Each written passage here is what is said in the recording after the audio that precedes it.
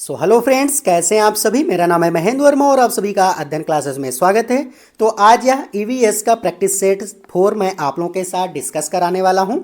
इससे पहले 3 practice set already मैंने ईवीएस के अपने इस चैनल पर डिस्कस करा दिए थे। तो अगर आप नए हैं चैनल पर, आपने उन वीडियोज़ को नहीं देखा है तो मेरे चैनल पर प्लेलिस्ट बनी हुई है, आप वहाँ से देख सकते हैं। और ये जो अभी मैं ईवीएस करा रहा हूँ, ये लेवल 1 की अभी मैं करा रहा हूँ। जल्दी ही आपकी जो लेवल 2 की यहाँ पर साइंस की क्लासेस हैं वो भी मैं जल्दी ही स्टार्ट करने वाला हूँ। तो अगर आप लोग चैनल पर नए हैं तो ज़रूर इसको सब्सक्राइब कर लीजिए। चलिए स्टार्ट करते हैं। पहला क्वेश्चन है, निम्नलिखित में से सत्य कथन चुनिए। आपको बताना है कि ए बी सी डी जो ये ऑप्शन दिए गए इनमें से कौन कौन से ऑप्शन जो है आपके करेक्ट हैं। तो ए ऑप्शन है कि हाथी गंदे पानी में खेलना पसंद करते हैं क्योंकि इससे उनके शरीर को ठंडक मिलती है। तो बिल्कुल सही है, क्योंकि हाथी जो होते हैं वो गंदे पानी में खेलना पसंद करते हैं क्योंकि उनके शरीर को यहाँ पर क्या मिलती, ताजगी मिलती है और ठंडक मिलती है। अब बी ऑप्शन है कि अधिकांश हाथी दिन में लगभग 10 घंटे आराम करना और सोना पसंद करते हैं। तो ये वाला जो बी ऑप्शन है ये गलत है, क्योंकि हाथी जो होते हैं 2 से 4 घंटे जो है सोना और आराम करना पसंद करते हैं। तो ये क्या हो जाएगा, गलत हो जाएगा। सी ऑप्शन है, 3 महीने के हाथी के बच्चे का वजन लगभग 200 किलोग्राम होता है। बिल्कुल सही है, क्योंकि जो 3 महीने के हाथी का बच्चा होता है उसका जो वजन होता है वो 2 कुंटल होता है, मतलब 200 किलोग्राम होता है। डी ऑप्शन है कि अधिकांश बड़े हाथी एक दिन में लगभग 100 किलोग्राम तक पत्ते खा जाते हैं। तो ये भी करेक्ट है। तो ए, सी और डी ऑप्शन यहाँ पर करेक्ट है, इसलिए कौन सा ऑप्शन यहाँ पर करेक्ट हो जाएगा, सी वाला। ए, सी और डी आपको यहाँ पर करेक्ट कर देना है। चलिए नेक्स्ट क्वेश्चन देख लेते हैं। 2 नंबर क्वेश्चन है कि मधुबनी चित्रकला के बारे में सही कथन आपको बताना है। चलिए बताइए, यहाँ पर मधुबनी जो चित्रकला है इसमें कौन कौन से ऑप्शन जो है वो करेक्ट हो जाएंगे। तो ए ऑप्शन है कि इन चित्रों को बनाने में नील, हल्दी, फूल, पेड़ के रंग आदि का इस्तेमाल किया जाता है। तो बिल्कुल सही है, क्योंकि जो मधुबनी के चित्र बनाए जाते हैं उसमें नील का भी प्रयोग किया जाता है, हल्दी, फूल और पेड़ों के रंग जो होते हैं उन्हीं का इस्तेमाल किया जाता है। बी ऑप्शन है कि इन चित्रों में इंसान, जानवर, पेड़, फूल, पंछी, मछलियाँ आदि दिखाए जाते हैं। तो बिल्कुल सही है, जो मधुबनी चित्रकला होती है उसमें इंसानों के चित्र होते हैं, जानवरों के चित्र होते हैं, पेड़, फूल, पंछी और मछलियों के भी चित्र दिखाए जाते हैं। फिर यहाँ पर है, यह लोग चित्रकला, लोग नहीं होगा यहाँ पर, लोक आपको कर देना। यह लोक चित्रकला बहुत पुरानी है और इसका नाम मधुबनी नामक स्थान पर पड़ा है। बिल्कुल सही है। तो ए, बी और सी यहाँ पर करेक्ट हो गए। डी भी देख लेते हैं। मधुबनी राजस्थान का अति प्रसिद्ध जिला है। तो देखो मधुबनी जो है ये बिहार का एक जिला है, ना कि राजस्थान का है। कहाँ का है, तो बिहार का है, ना कि राजस्थान का। तो ये आपको ध्यान रखना है। तो ये वाला ऑप्शन क्या होगा, गलत हो जाएगा। तो ए, बी और सी करेक्ट है, इसका मतलब डी ऑप्शन जो है वो करेक्ट हो जाएगा। चलिए 3 नंबर क्वेश्चन देख लेते हैं कि कोई पक्षी पेड़ की ऊंची डाल पर अपना घोंसला बनाता है, यह पक्षी हो सकता है। तो देखो, अगर आपसे पूछे कि पेड़ की सबसे ऊंची डाली पर, क्या है, पेड़ की सबसे ऊंची डाली पर घोंसला, डाली पर घोंसला, तो आपको याद रखना है कि ये होता है कौवा। क्या हो जाएगा, कौवा हो जाएगा। लेकिन अगर आपसे पूछ ले कि सबसे ऊंचे पेड़ पर, सबसे ऊंचे पेड़ पर घोंसला कौन बनाता है, तो ये आपको ध्यान रखना है, ये चील बनाती। इसमें जो है आप लोग बहुत ज़्यादा कंफ्यूज हो जाते हैं कि यहाँ पर देखो क्या है, थोड़ा सा डिफरेंस है। अगर कोई भी पेड़ है तो पेड़ की सबसे ऊंची डाली पर जो घोंसला बनाता है, कोई भी पेड़ हो, चाहे जितना लंबा हो चाहे जितना छोटा हो, लेकिन जो पेड़ होगा उसकी सबसे ऊंची डाली पर जो घोंसला बनाएगा वो कौवा बनाएगा। और जो सबसे ऊंचा मतलब लंबाई में सबसे ऊंचा पेड़ होता है उस पर कौन घोंसला बनाता है, तो चील बनाती है। अब यहाँ पर पूछा गया कि पेड़ की ऊंची डाल पर घोंसला कौन बनाता है, तो कौवा हो जाएगा, इसलिए सी ऑप्शन आपको लॉक कर देना है। देखो ये वाले क्वेश्चन जो है आपको कंफ्यूज करने के लिए ज़्यादा ये जो है एग्जामिनर पूछता है, तो इन दोनों में आपको अब डिफरेंस अच्छे से पता चल गया होगा। अगर आपको ये वीडियो अच्छा लग रहा है तो वीडियो को लाइक कर दीजिए, चैनल पर नए हैं तो ज़रूर सब्सक्राइब कर दीजिए, और अगर कोई कन्फ्यूजन है तो आप कमेंट करके ज़रूर पूछ लीजिए। चलिए 4 नंबर क्वेश्चन देख लेते हैं कि पोचमपल्ली एक गांव है। यह गांव एक विशेष प्रकार के कपड़े की बुनाई के लिए प्रसिद्ध है और इसे भी पोचमपल्ली ही कहते हैं। यह गांव निम्नलिखित में से किसका भाग है। देखो जो पोचमपल्ली है ये एक गांव है, उसका नाम है, और यह किसके लिए प्रसिद्ध है, तो कपड़े की बुनाई या फिर साड़ियों के लिए प्रसिद्ध है। और इसको भी क्या बोला जाता है, जो वहाँ पर साड़ियों पर कढ़ाई की जाती है, बुनाई की जाती है, जो आर्ट बनाई जाती है साड़ियों पर, उसका भी नाम क्या है, पोचमपल्ली है। और यह जो गांव है ये आंध्र प्रदेश का भाग है, इसलिए क्या हो जाएगा, सी ऑप्शन यहाँ पर करेक्ट हो जाएगा। चलिए नेक्स्ट क्वेश्चन देख लेते हैं। रेगिस्तानी ओक के बारे में आपको बताना है कि कौन सा ऑप्शन यहाँ पर करेक्ट हो जाएगा। तो देखो यह पेड़ ऑस्ट्रेलिया में पाया जाता है, बिल्कुल सही है। जो रेगिस्तानी ओक है वो ऑस्ट्रेलिया में पाया जाता है, एकदम करेक्ट है। तो ए ऑप्शन क्या हो जाएगा, करेक्ट हो जाएगा। अब देखिए बी ऑप्शन है यहाँ पर कि यह एक विशेष प्रकार का पेड़ है जिसकी जड़ें टहनियों से लटकती हैं, तो इसकी जो जड़ें होती हैं वो टहनियों से नहीं लटकती हैं। सी ऑप्शन है कि इस पेड़ की जड़ें जमीन में उस गहराई तक जाती हैं जब तक कि पानी तक ना पहुँच जाए। तो बिल्कुल सही है कि यहाँ जो पेड़ है इसमें जो रेगिस्तानी ओक है इसकी जो जड़ें होती हैं वो ज़मीन के उतनी गहराई तक जाती हैं जब तक कि उनको पानी नहीं मिल जाता है। फिर डी ऑप्शन है कि इस पेड़ के तने में पानी जमा होता रहता है और स्थानीय लोग जो है पतले पाइप का उपयोग करके इसके पानी को पीते हैं। तो करेक्ट है। तो ए, सी और डी यहाँ पर करेक्ट हो जाएगा। तो बी ऑप्शन क्या होगा, यहाँ पर करेक्ट हो जाएगा। चलिए 6 नंबर क्वेश्चन देख लेते हैं कि अबू धाबी के विषय में सही कथन आपको बताना। यह रेगिस्तानी इलाके में है, बिल्कुल सही है।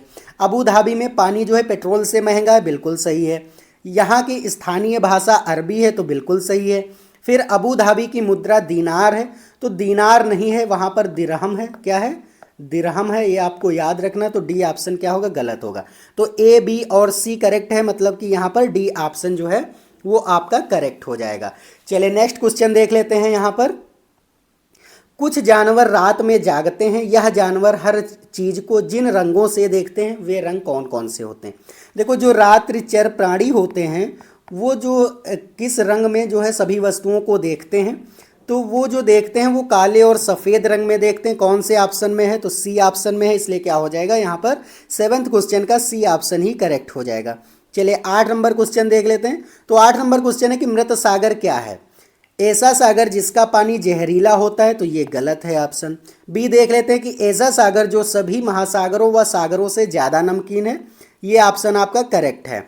सी देख लेते हैं कि ऐसा सागर जिसमें ज्वार भाटा बहुत तीव्र आते हैं, तो गलत है। और ऐसा सागर जिसमें जहाज चलाना खतरनाक होता है, तो ये भी ऑप्शन क्या है, गलत है। देखो बी ऑप्शन जो है वो करेक्ट इसलिए है क्योंकि मृत सागर जो है दुनिया का सबसे खारा पानी इसमें होता है, सबसे नमकीन पानी कह सकते हैं। तो अगर सबसे नमकीन पानी है, अगर आप 1 लीटर यहाँ पर पानी लेंगे तो उसमें 300 ग्राम जो है आपका नमक निकलेगा।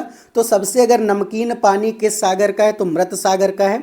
और अगर आप गलती से इस सागर में गिर जाएंगे तो आप डूबेंगे नहीं, आप तैरते रहेंगे।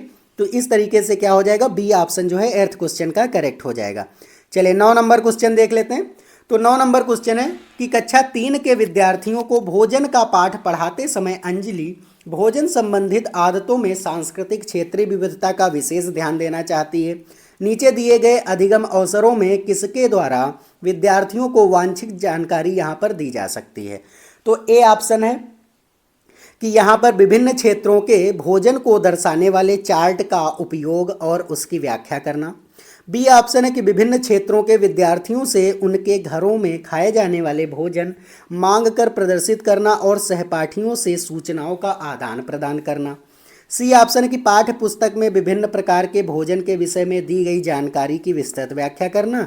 डी ऑप्शन है कि किसी बाहरी भोजन बनाने वाली व्यावसायिक एजेंसी को आग्रह करके विभिन्न क्षेत्रों में भोजन का यहाँ पर प्रदर्शन कराना। तो देखो क्या हो जाएगा, यहाँ पर बी ऑप्शन ही एकदम करेक्ट होगा क्योंकि अभी बच्चे छोटे हैं, उनको अगर आप दिखा करके सारी चीज़ें वहाँ पर डिस्कस कराएंगे तो वो सक्रिय रूप से वहाँ पर सारी चीज़ें जान पाएंगे भोजन के बारे में कि कौन कौन से अवयव होते हैं, कार्बोहाइड्रेट कितना होता है, कितना यहाँ पर विटामिन हमें मिलता है, कौन सा भोजन हमारे लिए स्वास्थ्य के लिए अच्छा होता है। तो वो सारी चीज़ें आप जो है एक्सप्लेन कर पाएंगे, इसलिए क्या हो जाएगा, बी ऑप्शन ही यहाँ पर करेक्ट हो जाएगा। चलिए 10 नंबर क्वेश्चन देख लेते हैं कि कक्षा 5 के विद्यार्थियों को पर्यावरणीय चिंताओं के बारे में पढ़ाते समय प्रीति प्रदूषण पर अधिक बल देना चाहती है। वांछित उद्देश्य को प्राप्त करने के लिए नीचे दिए गए क्रियाकलापों में से कौन यहाँ पर सर्वाधिक प्रभावित हो सकता है। देखो यहाँ पर आप अगर प्रदूषण पर अधिक बल देना चाहते हैं तो इनमें से कौन सा जो ऑप्शन है वो आपका यहाँ पर एकदम जो है करेक्ट होगा। चलिए देख लेते हैं। तो ए ऑप्शन है कि विद्यार्थियों से विभिन्न प्रकार के प्रदूषण चार्ट बनवाकर। बी ऑप्शन है कि विद्यार्थियों को शैक्षणिक भ्रमण पर ले जाकर किसी प्रदूषित नदी को दिखाना। सी ऑप्शन है कि विद्यार्थियों से विभिन्न प्रकार के प्रदूषण से संबंधित समूह परियोजनाओं पर कार्य करने के लिए कहना। या फिर डी ऑप्शन होगा कि किसी विशेषज्ञ को नियंत्रित करके वायु, जल और ध्वनि प्रदूषण पर भाषण।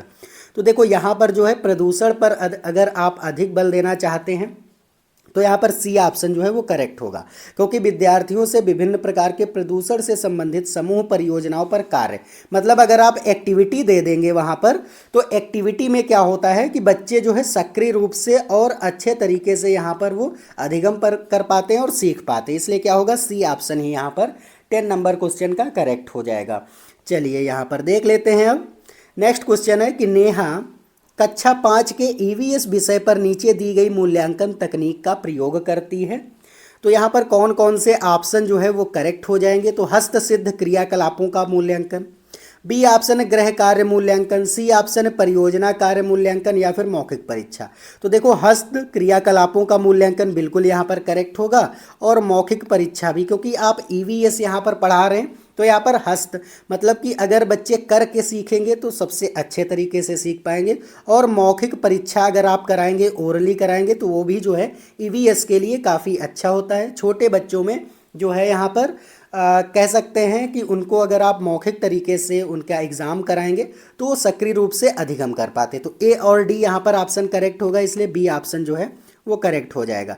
चलिए 12 नंबर क्वेश्चन देख लेते हैं कि ईवीएस में किसी अच्छे गृह कार्य को मुख्यतः किस पर केंद्रित होना चाहिए। अगर आप ईवीएस के एक टीचर हैं और आप जो है यहाँ पर होमवर्क देते हैं तो वो जो है किस पर केंद्रित होना चाहिए, यहाँ पर पुनरावृत्ति और प्रबलीकरण पर यहाँ पर केंद्रित होना चाहिए, मास्टरी लर्निंग पर होना चाहिए, विस्तारित अधिगम के लिए चुनौतियाँ और उत्तेजना होना चाहिए, या फिर समय का सदुपयोग होना चाहिए। तो विस्तारित अधिगम, जैसे जो आप क्लास में बच्चों को सिखा रहे हैं उसी का विस्तार करके आप जो है गृह कार्य दे सकते हैं, और उसमें चुनौतियाँ मतलब कुछ आप ऐसा होमवर्क दीजिए जिसमें बच्चे जो है सोचने पर मजबूर हो जाएं, उनकी थिंकिंग जो एबिलिटी है वो इम्प्रूव हो। इसलिए क्या हो जाएगा, सी ऑप्शन ही यहाँ पर करेक्ट हो जाएगा।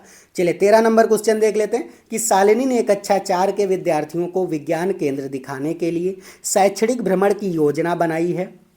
नीचे दिया गया कौन सा सामान्य निर्देश इस भ्रमण के लिए अप्रासंगिक होगा।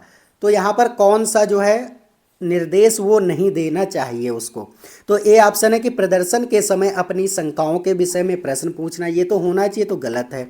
अपना दिन भर का पूरा बस्ता लेकर आना, तो बस्ते के कोई यहाँ पर बैग की बात नहीं की गई, इसलिए क्या होना चाहिए, यही जो है अगर आप टहलने जा रहे हैं तो बहुत भारी बस्ता की ज़रूरत नहीं, बैग की ज़रूरत नहीं, इसलिए क्या होगा, बी ऑप्शन तो करेक्ट हो सकता है।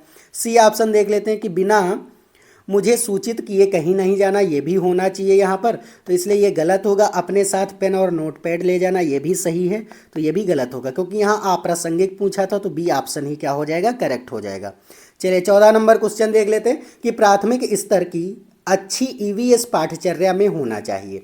तो अगर आप एक ईवीएस के टीचर हैं और आप एक बुक जो है बना रहे हैं, तो आप प्राथमिक स्तर की अगर बुक बना रहे हैं तो उसमें क्या यहाँ पर पाठ्यचर्या में होना चाहिए। ए ऑप्शन है कि पाठ के अंत में अधिक अभ्यास प्रश्न सम्मिलित करना, बी ऑप्शन है कि अपने आसपास को खोजने के अवसर प्रदान करना, सी ऑप्शन है कि संकल्पनाओं की विस्तृत व्याख्या पर आधारित अधिक एकाग्रता, या फिर पदों की यथार्थ परिभाषा पर अधिक बल देना।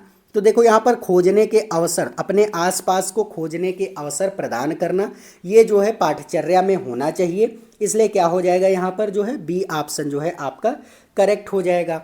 चलिए 15 नंबर क्वेश्चन देख लेते हैं कि प्राथमिक स्तर की ईवीएस पाठ्यपुस्तकों में कविताएं और कहानी सम्मिलित करने का कारण होता है, क्योंकि जो प्राथमिक स्तर पर आपने देखा होगा जो ईवीएस की बुक होती है उसमें बहुत सारी कहानी और कविताएं होती हैं, उनको शामिल करने का क्या उद्देश्य होता है। तो ए ऑप्शन है कि विद्यार्थियों में साहित्यिक रुचि विकसित करना।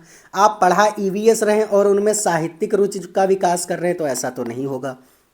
बी ऑप्शन है कि विषय के अधिगम में आमोद प्रमोद प्रदान करना, तो ये भी गलत है। सी ऑप्शन है कि मूल संकल्पनाओं के अधिगम में वृद्धि करना। देखो ये हो सकता है क्योंकि उनकी जो संकल्पनाएं हैं, जो उनकी बेसिक नीड हैं, उसको अधिगम करा करके उसी में वृद्धि करना। जैसे जो बच्चे यहाँ पर अपने घर से सीख करके आए हैं, उसी को यहाँ पर और जो है अच्छे से एलिबरेट करना और उसके अधिगम में वृद्धि करना। तो सी ऑप्शन तो हो सकता है। डी ऑप्शन देख लेते हैं कि विषय वस्तु को प्रस्तुत करने की नित्यचार्य या फिर नित्यचर्या और एक रास्ता में परिवर्तन। तो ये भी गलत हो जाएगा। तो यहाँ पर सी ऑप्शन ही क्या होगा, करेक्ट होगा। तो ये कुछ 15 क्वेश्चंस थे। उम्मीद है आपको सारे क्वेश्चन अच्छे से समझ आ गए होंगे। अगर कोई डाउट है तो आप कमेंट करके ज़रूर पूछिए। और अगर आपको ये वीडियो अच्छा लगा तो वीडियो को लाइक कर दीजिए। चैनल पर नए हैं तो सब्सक्राइब करके बेल आइकन भी प्रेस कर दीजिए। चलिए आज के लिए इतना ही है। अब मिलते हैं नेक्स्ट वीडियो में। तब तक के लिए जय हिंद, जय भारत।